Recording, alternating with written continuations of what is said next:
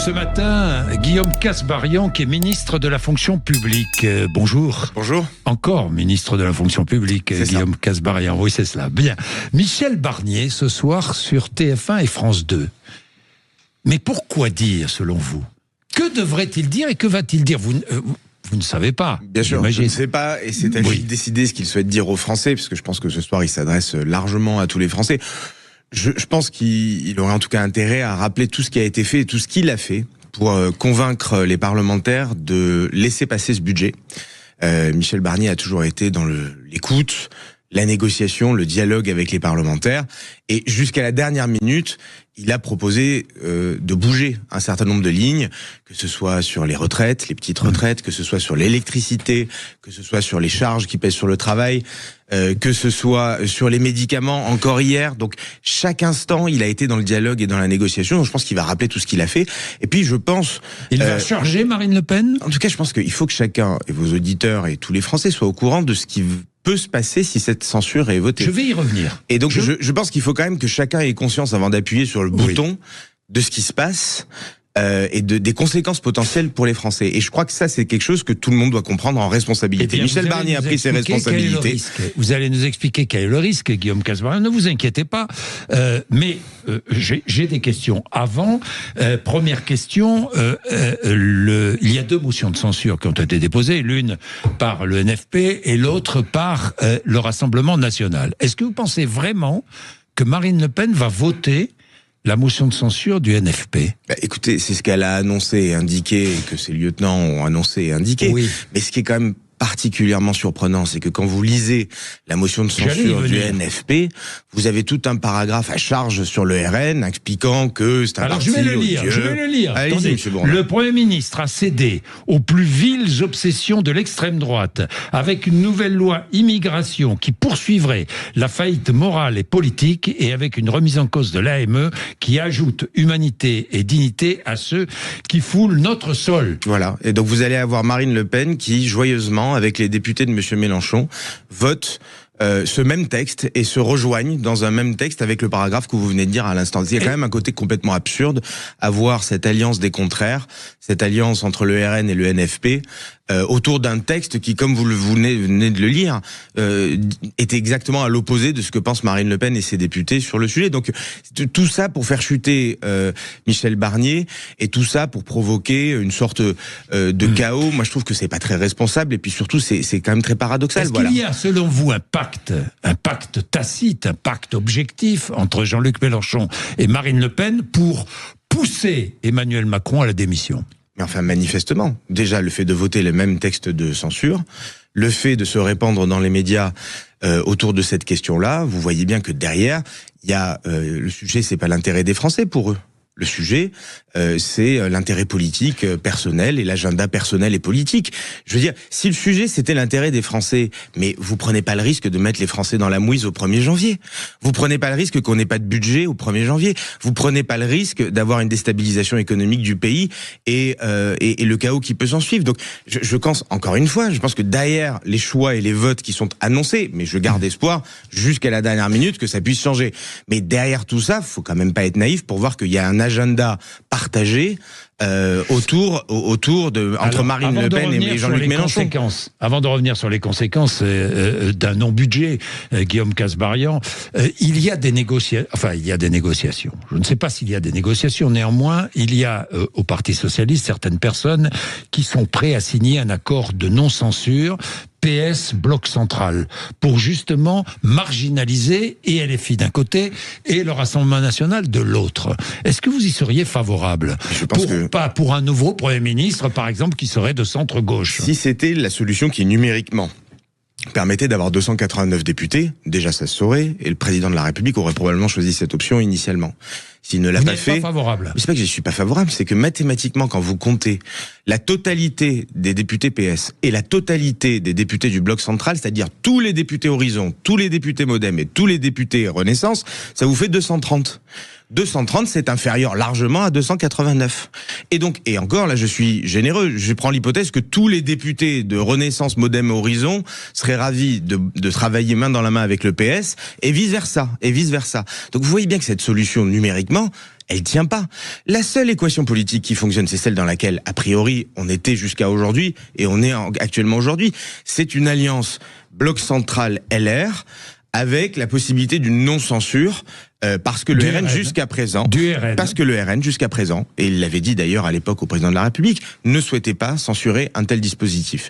Là, l'équation va changer, mais pour quelle alternative ? Donc vous dites non à une éventuelle coalition, vous dites non à une coalition avec le Parti Socialiste, avec une partie de la gauche. Moi, ce que je dis, c'est oui à Michel Barnier, oui au gouvernement de Michel Barnier, et oui à l'équation politique actuelle dans laquelle nous sommes, qui me semble la plus stable. Là, je vais être précis, Guillaume Kasbarian, à une éventuelle coalition avec le Parti Socialiste, une partie de la gauche. Mais si le Parti Socialiste voulait sincèrement travailler avec nous, ça aurait été le cas jusqu'à présent. Est-ce qu'il l'a déjà fait ?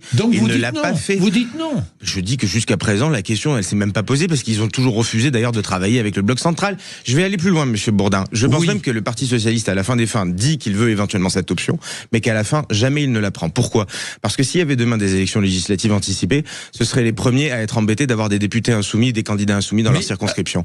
Aujourd'hui, les députés PS font semblant de pousser une solution avec le bloc central, mais à la fin des fins, il y a toujours une corde de rappel de Jean-Luc Mélenchon qui leur rappelle que s'ils s'émancipent du PS, s'ils s'émancipent du NFP, ils seront vite rattrapés à l'ordre avec des candidats dissidents dans leur circonscription. Et comme les députés pensent à leur intérêt, je peux vous assurer qu'à la fin des fins, le PS ne s'émancipera pas du NFP.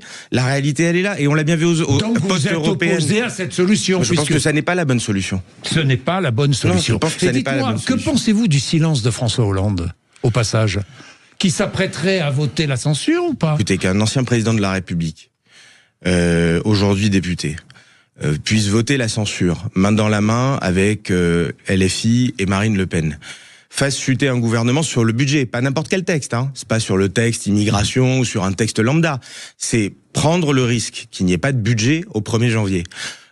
Moi, ça me surprend parce que j'estimais qu'un président de la République ou un ancien président de la République était responsable. Et là, faire ça... Ah oui, mais bien évidemment, monsieur Bourdin. Bien évidemment, qui peut croire qu'en appuyant sur le bouton nucléaire, on va obtenir un joyeux feu d'artifice ? Qui peut croire qu'en votant et en activant la censure et en faisant chuter le budget et en étant incapable de garantir aux Français quelle sera la situation au 1er janvier, on va avoir un sorte de moment joyeux, on va tous déboucher le champagne au 1er janvier. Mais personne.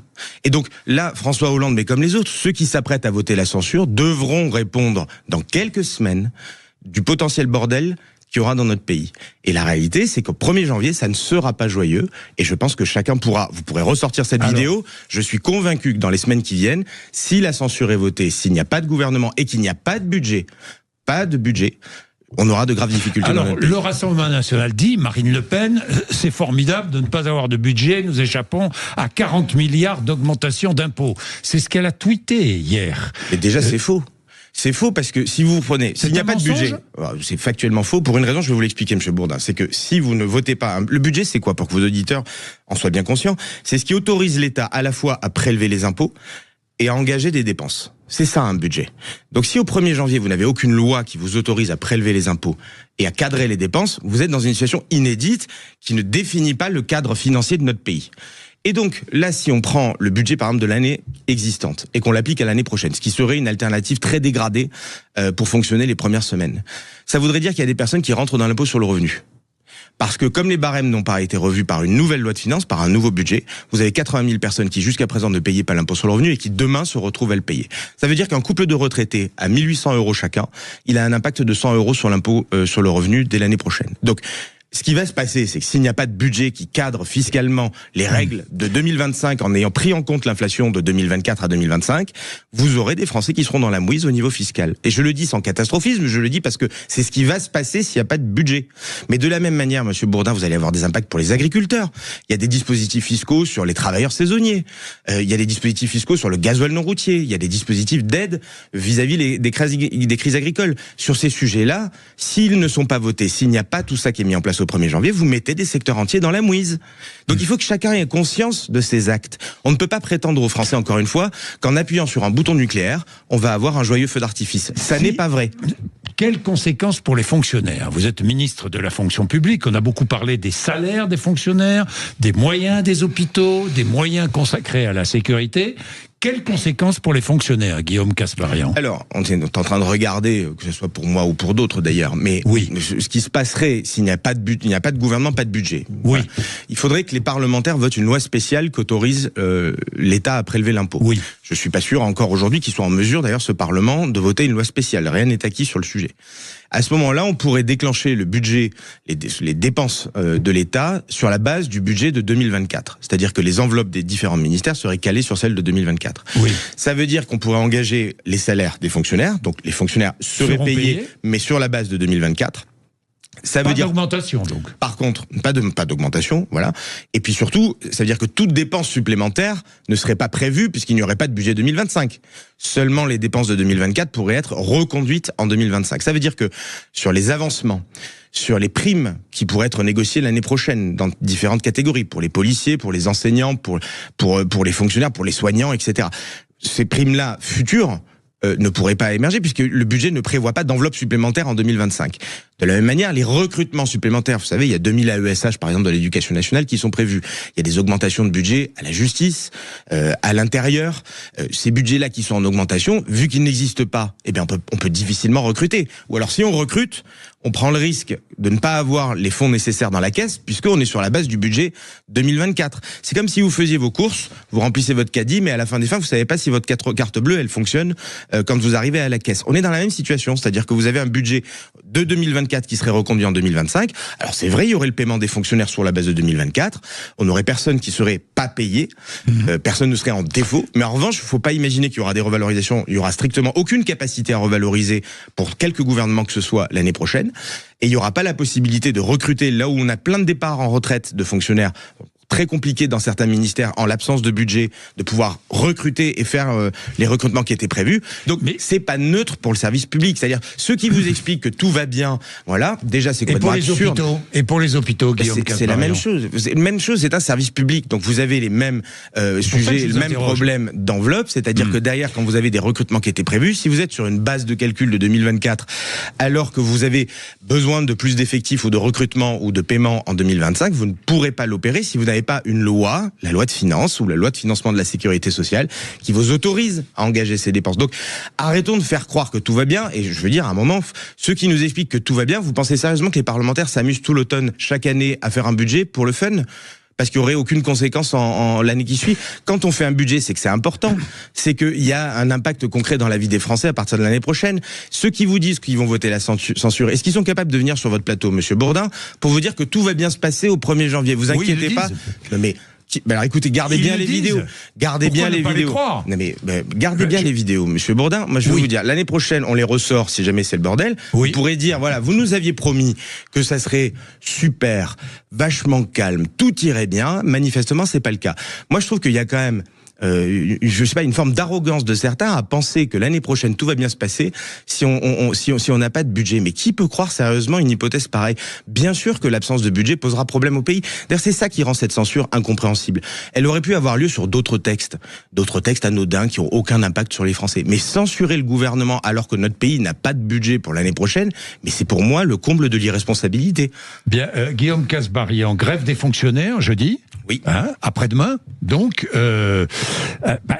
oui, mais elle a plus de raison d'être, cette grève, parce que s'il n'y a plus de gouvernement, il n'y a plus les 3 jours de carence, il n'y a plus la rémunération en baisse en cas d'arrêt maladie, il n'y a plus une reconduction du versement d'une prime affiliée au pouvoir d'achat pour soutenir le pouvoir d'achat. Ah de toute façon, s'il y a plus de gouvernement et qu'il y a plus de budget, tout ça. Non mais de toute façon, il y aura pas non plus d'augmentation de l'indice l'année prochaine puisqu'il n'y a pas de budget pour le faire.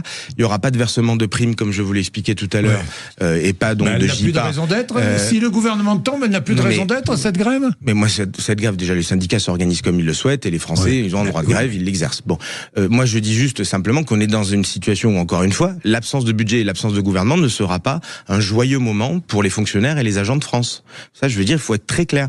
Ne pensons pas que la censure du gouvernement et l'absence de budget pour notre pays passera ce que disent les syndicats. Voilà. Mais c'est l'occasion ou jamais, justement, d'éviter les 3 jours de carence. Enfin, vous vous rendez compte? Non, mais je veux dire, j'ai pris des décisions sur les jours de carence et sur la baisse de prise en charge qui, à mon sens, sont des décisions responsables, qui permettent de faire des économies. faire des économies dans un contexte difficile au niveau économique et de lutter contre un phénomène qui est les absences des agents, de certains, puisque la moyenne des absences dans la fonction publique et notamment à l'hôpital et dans la territoriale est plus importante que dans le privé. Ce sont des mesures d'alignement général sur le régime privé. J'ai pris mes responsabilités. J'ai pris des décisions qui sont pas faciles. Je les assume.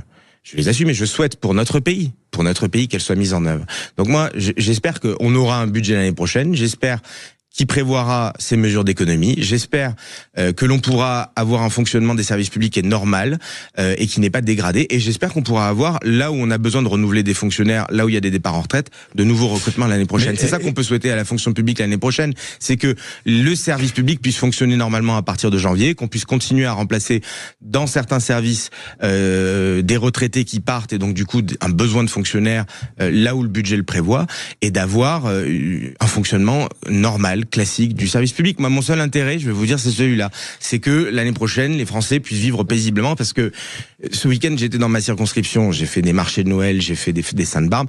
Moi, ce que j'entends des habitants, c'est ce besoin-là de stabilité, c'est cette crainte de l'avenir. C'est parfois ce dégoût de la politique et de la base politique politicienne. Tous responsables mais bien sûr, de la situation, Guillaume Casbarian. Mais personne ne sort grandi de tout ça.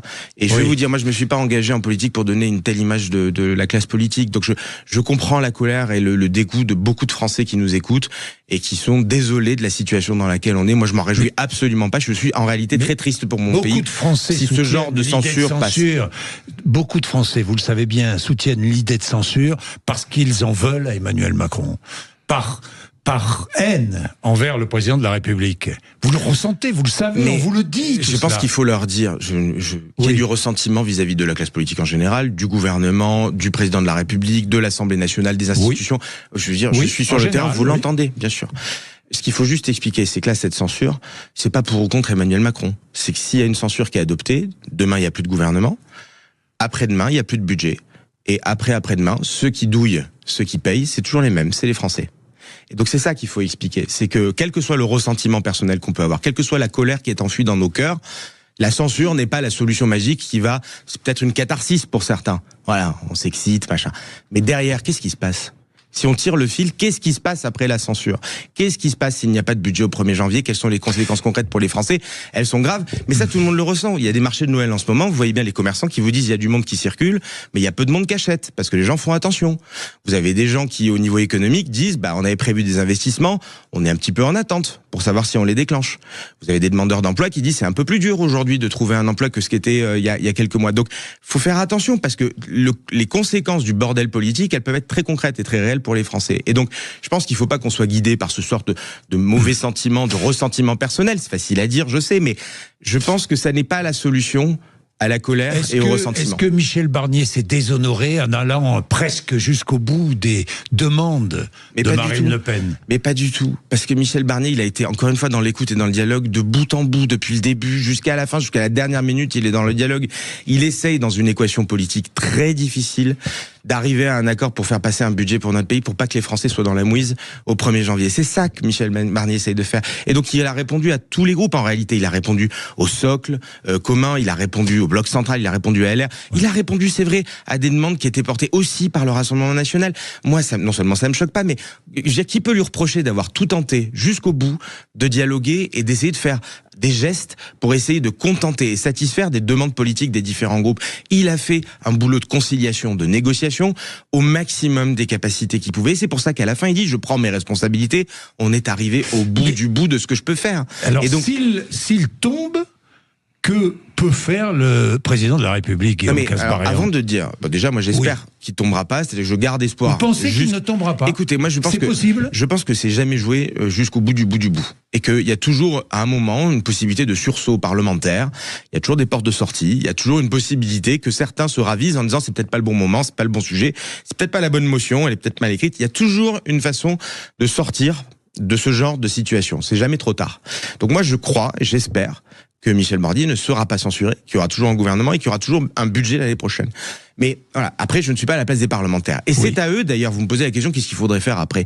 Mais attendez, c'est trop facile de dire, c'est Emmanuel Macron qui va décider.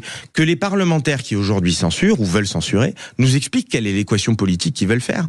Est-ce que Marine Le Pen est prête à gouverner nommer Lucie avec Castet à Matignon? Lucie Castet n'aurait pas plus que 200 députés. Et donc, tout le monde sait que cette option, elle ne tiendrait pas à la route, puisqu'elle aurait encore moins d'assises parlementaires que l'équation politique actuelle. Donc, que ceux qui nous expliquent qu'ils veulent renverser la table et mettre tout par terre, nous expliquent comment est-ce qu'ils veulent reconstruire. C'est facile de tout mettre à terre, c'est plus compliqué de reconstruire derrière. Mais attendez, la responsabilité politique, c'est pas toujours botter en touche. On a des parlementaires en plus qui nous parlent de parlementarisme du matin au soir, qui nous disent, c'est beau le parlementarisme, laissez-nous faire, on sait bien faire et on n'a pas besoin de la verticalité présidentielle. Mais là, ils ont l'occasion de le prouver.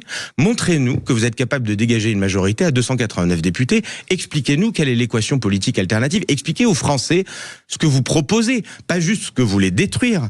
Expliquez aux Français ce que vous voulez construire pour eux l'année prochaine. Mais ils en sont manifestement incapables. Ils souhaitent censurer, mais derrière ne proposent aucune alternative politique pour les Français. Guillaume Kasbarian, j'avais envie de vous poser une dernière question. Que pensez-vous de l'attitude d'Elisabeth Borne qui refuse que l'on réduise les dépenses pour les anciens premiers ministres et ministres? Je crois que tout le monde, j'ai beaucoup de respect pour Elisabeth Borne comme pour tous les anciens premiers ministres. Je crois que tout le monde doit faire un effort dans la période budgétaire compliquée qui est la nôtre. Moi, je l'ai fait dans mon ministère. En tout cas, dans le budget que je proposais, j'ai 28% d'économie qui est prévu dans mon ministère. Je le fais à tous les niveaux et je pense que tout le monde doit le faire à tous les niveaux.